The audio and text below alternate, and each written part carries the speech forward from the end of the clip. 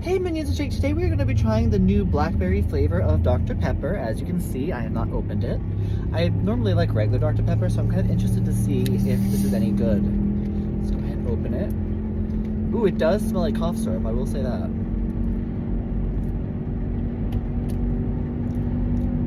Actually, it tastes like cough syrup mixed with Dr. Pepper.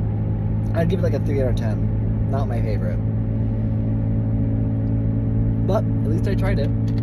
So, 3 out of 10. And as always, Minions, be excellent to each other.